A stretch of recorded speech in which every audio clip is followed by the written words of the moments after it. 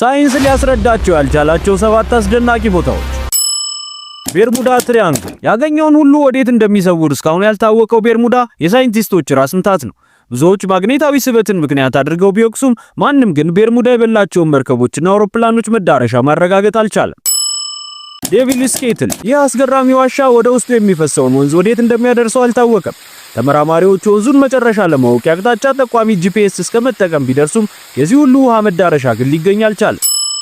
የሄስዳለን ብርሃን። ሄስዳለን በምትባለው የኖርዌይ ከተማ ከ100 ዓመታት በላይ በሰማይ ላይ አስደናቂ ብርሃን ይታያል።